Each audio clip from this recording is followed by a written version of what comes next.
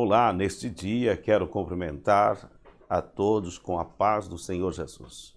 Vamos para mais uma aula e desta feita também quero trazer o tema da nossa revista da Escola Bíblica Dominical, que está atendendo a faixa, os jovens. Os nossos jovens estão estudando Jesus, o Filho de Deus.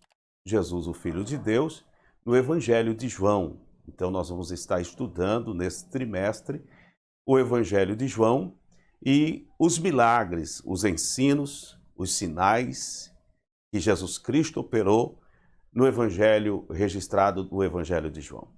E nós vamos conhecer o Evangelho de João. Daí, quero que já aproveitar o tema dessa aula, conhecendo o Evangelho de João. Em João capítulo 1, versículo 14, nós temos um texto que diz: "E o Verbo se fez carne e habitou entre nós, e vimos a sua glória, como a glória do unigênito do Pai, cheio de graça e de verdade." João capítulo 1 e o versículo 14.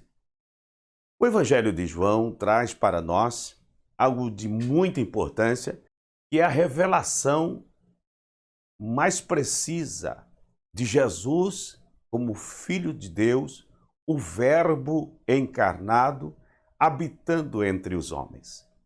Então, é necessário conhecermos o Evangelho de João para que nós tenhamos, assim, a maior compreensão que Jesus é o Filho de Deus.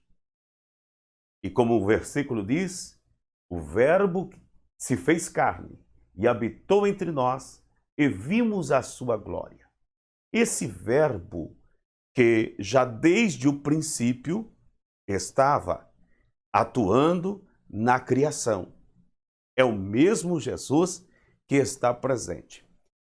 Para nosso início desse estudo, vamos pensar que o Evangelho de João, capítulo 1 e o versículo 1, você tem algo interessante que começa: "No princípio era o Verbo." Então fala do princípio no Evangelho de João, capítulo 1, versículo 1. Se observarmos no livro de Gênesis, no capítulo 1, versículo 1, diz: "No princípio criou Deus o céu e a terra." Então, tanto Gênesis 1 quanto João 1, há princípio, o princípio da criação. Encontramos no Gênesis, o livro do começo, quando diz: "No princípio criou Deus o céu e a terra." João inicia o primeiro versículo do seu primeiro capítulo dizendo que no princípio era o Verbo.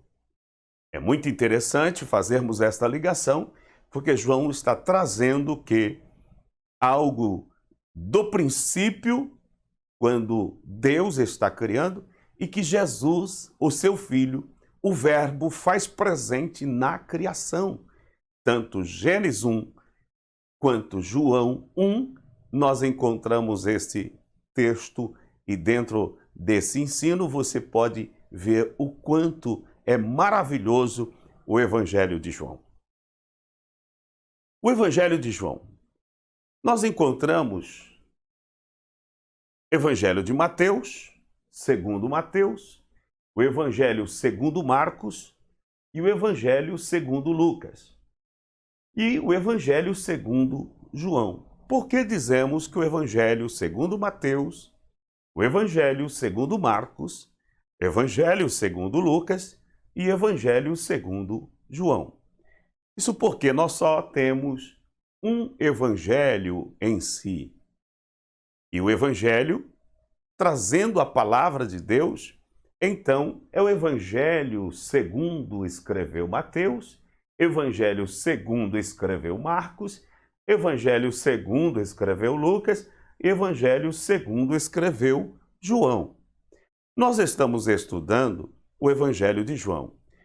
É interessante observarmos que na bibliologia nós temos os três primeiros evangelhos, Mateus, Marcos e Lucas, são evangelhos sinóticos. Isso porque a linguagem de Mateus, Marcos e Lucas, todos eles são quase iguais. O Evangelho de João parte para uma linha diferente dos demais escritores, como Mateus, Marcos e Lucas, e dizemos que esses, então, 3 evangelhos são evangelhos sinóticos. O Evangelho de João não traz também algo de genealogia. E os demais livros, nós temos a genealogia, parte daquilo que é o nascimento de Jesus. João já começa no capítulo 1 dizendo: no princípio era o Verbo, e o Verbo era Deus. O autor, época e propósito. João é filho de Zebedeu, irmão de Tiago, também discípulo de Jesus. Registrado isso, o Evangelho segundo Mateus, capítulo 4, versículo 21, quando temos João registrado. João, filho de Zebedeu, é irmão de Tiago, também discípulo de Jesus. Encontramos também em João capítulo 13, versículo 23, um texto mostrando a questão do autor, quando diz: ora, ali estava conchegado a Jesus um dos seus discípulos, aquele a quem ele amava. João 13 e 23. O propósito do Evangelho de João está em revelar o Filho de Deus, o verdadeiro homem e o verdadeiro Deus. O propósito do livro de João é revelar o Filho de Deus, verdadeiro homem e verdadeiro Deus. Este é o propósito que João tem para demonstrar que Jesus é realmente o Filho de Deus, verdadeiro homem e verdadeiro Deus. João, o apóstolo do amor. O Evangelho de João foi o último a ser escrito. Registro dos primeiros séculos indicam ter sido escrito entre os anos 80 e 95 depois de Cristo. Então, todos os registros que indicam ter sido escrito entre os anos 80 e 95 depois de Cristo. Bom ressaltar que esse período em que o livro passa a ser escrito, já temos a igreja em si bem crescida, vamos dizer nesse termo, grande investimento já dos discípulos, mas também já passava por grande perseguição. A perseguição já assolava de maneira os cristãos, aqueles seguidores de Jesus. Isso até porque também há um marco na história, deixado até mesmo por Jesus aos seus discípulos, que o templo que eles tinham como algo de muito importante e como servia de adoração, que era o templo reconstruído, reformado por Herodes, esse templo havia de ser destruído, disse o Senhor Jesus. Não ficará pedra sobre pedra. E aproximadamente no ano 70 da nossa era, o ano 70, então esse templo foi totalmente destruído. Acreditamos que 10 a 15 anos depois está sendo escrito o Evangelho de João. O apóstolo João é o mesmo autor de 1 João, 2 João e 3 João e do Apocalipse. É importante você que está estudando observar que esse João que está sendo estudado é o mesmo João que é o autor da 1ª, 2º e 3 João. E também do livro de Apocalipse, quando tem a revelação do Senhor Jesus para que escrevesse o livro do Apocalipse. João é um apologista. João, já idoso, seu evangelho há uma firme apologia da doutrina central da fé cristã. João tinha muito cuidado, porque nesse tempo, como já disse, havia muitas infiltrações já de doutrinas e heresias já nessa época. E isso assolava a igreja do Senhor Jesus, que desde o princípio, além da perseguição que sofrera, também algumas heresias que tinha sido colocada dentro aí do meio cristão, e assim João tinha o cuidado, e nós vamos ver que na primeira, segunda e terceira carta que ele escreve, deixa muito aquele cuidado, e ele usa o termo filhinhos. Filhinhos, já é a última hora. Então essa expressão, João tinha esse cuidado daquilo que era a doutrina, o ensino de Jesus Cristo à sua igreja. Os sinais que nós temos no Evangelho de João, os sinais registrados em João capítulo 20, versículo 31, os sinais, estes, porém, foram escritos para que creais que Jesus Cristo, que Jesus é o Cristo, o Filho de Deus, e que para que, crendo, tenhais vida em seu nome. João capítulo 20, versículo 31. Então, todos os sinais registrados ficaram registrados para que a fé, para que creamos que Jesus Cristo é o Filho de Deus. Então, os sinais é algo específico para que chamar a atenção do povo que ninguém pode fazer esses sinais, se não fosse da parte de Deus.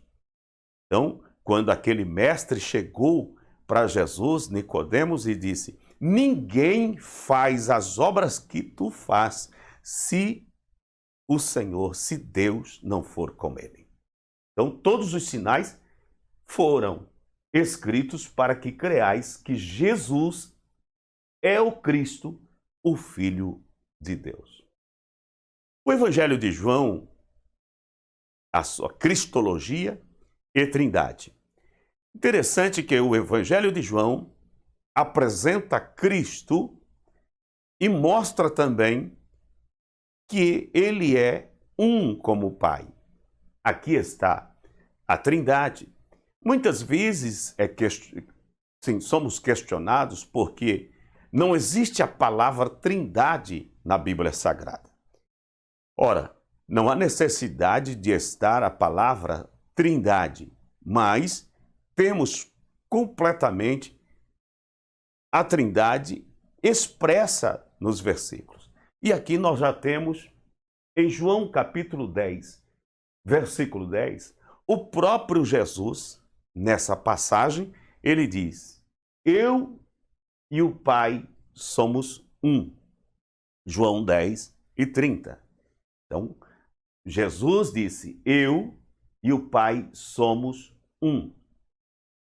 O Evangelho, no capítulo 14, João 14, 23, encontramos: se alguém me ama, guardará a minha palavra, e meu Pai o amará, e viremos para ele e faremos nele morada.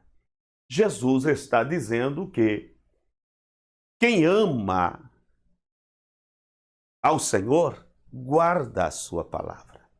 E quem guarda a palavra que Jesus ministra e ensinou aos corações, também é amado do Pai. E ele completa: e viremos e faremos nele morada. Então, aqui está também a condição que Jesus está dizendo: eu e o Pai somos um. A doutrina da Trindade, dentro da compreensão da Trindade, um só Deus, eternamente subsistente em três pessoas que, embora distintas, são iguais em poder, glória e majestade. Isso está na nossa declaração de fé das Assembleias de Deus. E você pode ter maior compreensão sobre a doutrina da Trindade. Mas aqui, para dar uma ampliação, ampliar, porque você, quando ouvir a palavra Trindade, mas como explicar se Jesus Cristo e o Pai é um? E nós dizemos na compreensão, um só Deus, eternamente subsistente em três pessoas. É claro que isso, para a nossa visão humana, pensarmos em três em um, na condição espiritual, fica um pouco difícil, talvez, da nossa compreensão. Mas é a forma de olhar, de interpretar. Eu quero dizer para você que temos nesta vida várias coisas que são três em um. E você não questiona. E são três em um. Três em um comprovado. Você pode pegar, você pode ver. E quando você vê, e quando você apalpa, então não há como questionar. Questionamos às vezes porque é uma condição espiritual e vivemos limitados pelo corpo. Então, o primeiro exemplo que eu acredito que você conhece, o ovo. Não tem como você questionar de que o ovo é três em um. Nós temos isso claramente. Como questionar que a água também é três em um? E assim nós poderíamos colocar outras coisas que nós conhecemos e são três em um. Então eu quero que você, através da fé, creia nessa palavra e que o Senhor está dizendo, eu e o Pai somos um. Então isso é muito importante. Como nós estamos estudando aqui Jesus, o Filho de Deus, então Deus se manifestou ao homem numa linguagem que o homem pudesse entender. E foi isso que João, quando disse que ele veio, se fez carne e habitou entre nós.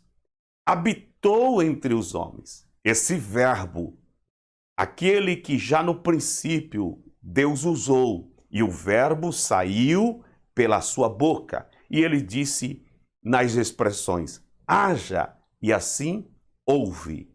Esse verbo, a expressão que sai pela boca do Pai, já atuava na criação. E eu posso aqui colocar que Jesus Cristo, esse verbo, que é a palavra de Deus, então já atuou no princípio, lá quando no princípio criou Deus o céu e a terra. Gênesis 1:1.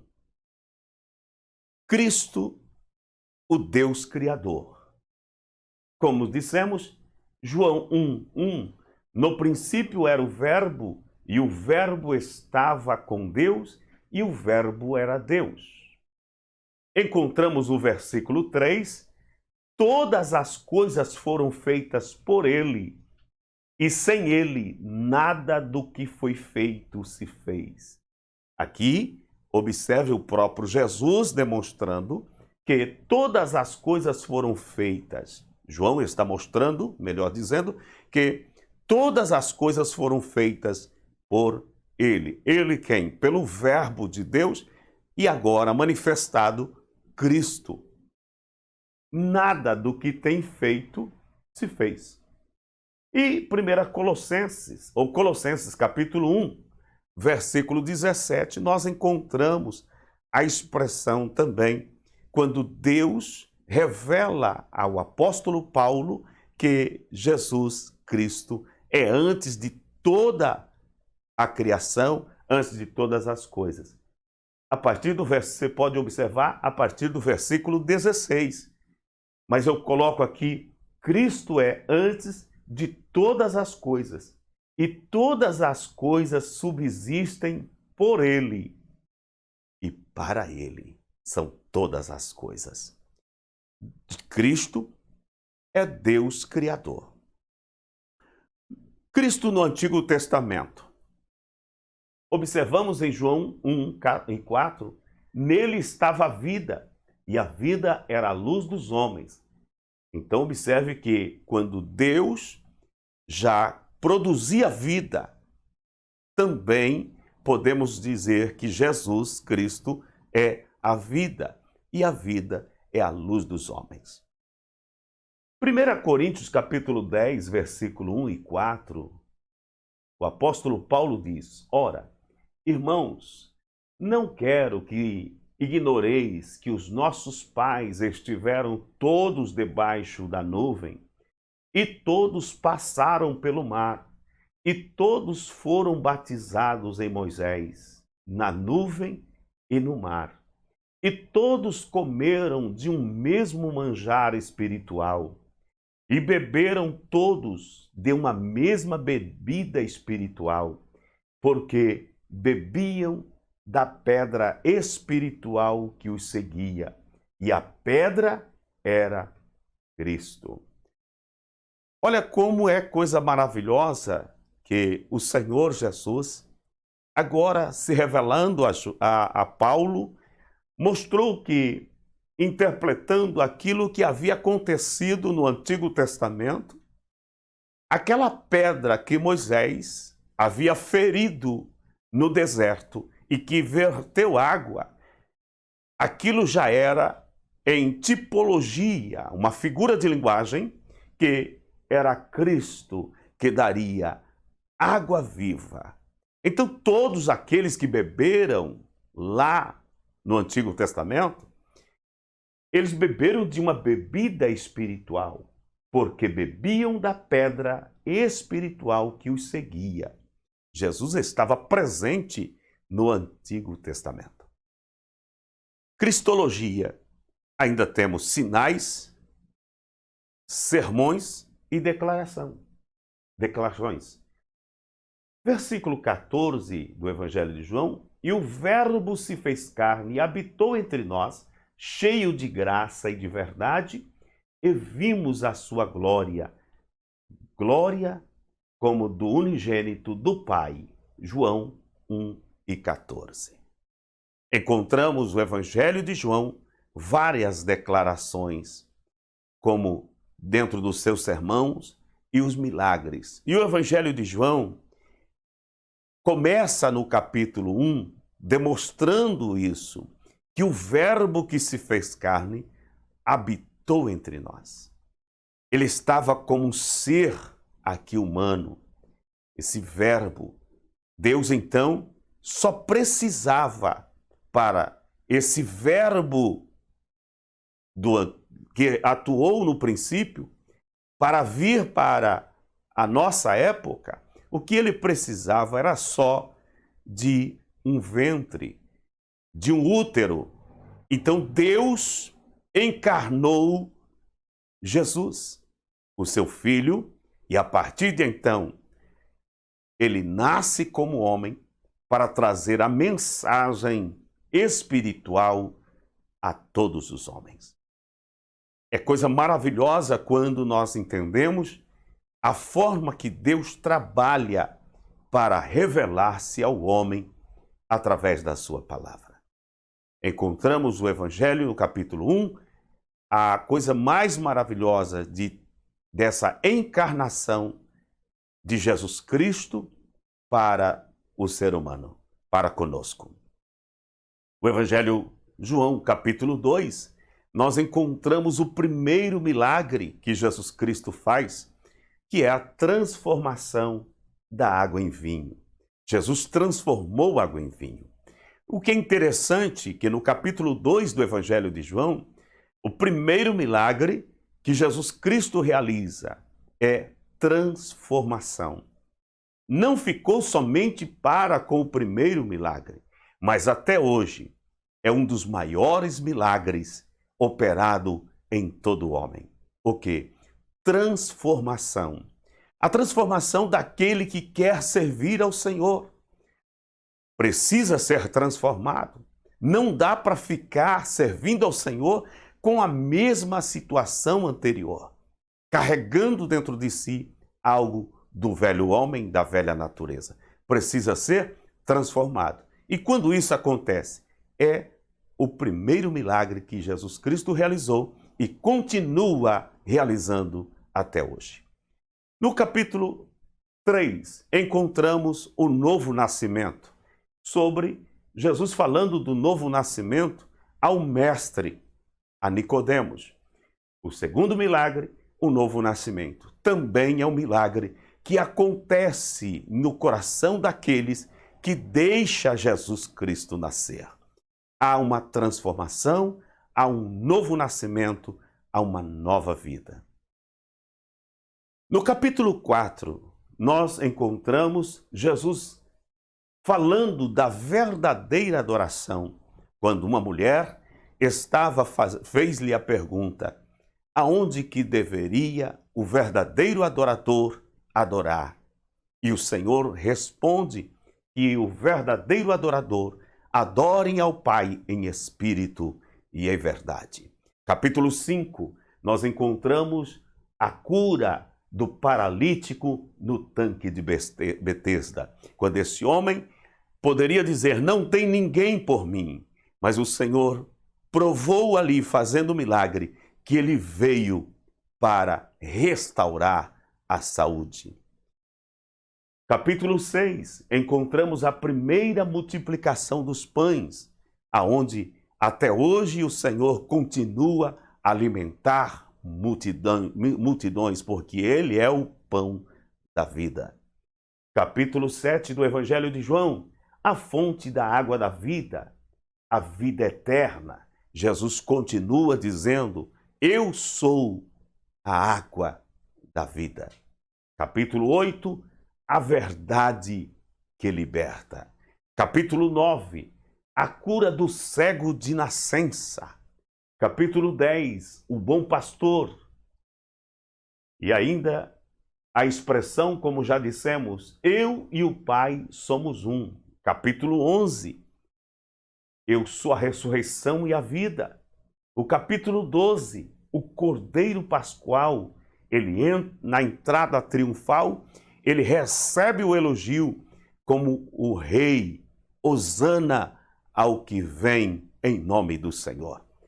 No capítulo 13, fazendo um pouquinho dessa introdução, nós temos o servo modelo. É nesse capítulo 13 que ele mostra a humildade de, naquele momento, pegar, cingir-se com uma toalha e lavar os pés dos seus discípulos. Meu irmão, que coisa gloriosa podermos navegar um pouco sobre o Evangelho de João e demonstrar que João, a intenção desse livro é mostrar que Jesus Cristo é o Filho de Deus. Espero que você tenha gostado, aprimorado um pouco mais o seu conhecimento e agradecer a sua preciosa atenção. Que Deus lhe abençoe. Continue conosco. Prometemos voltar no nosso próximo encontro, se Deus assim nos permitir. Até lá, na paz do Senhor.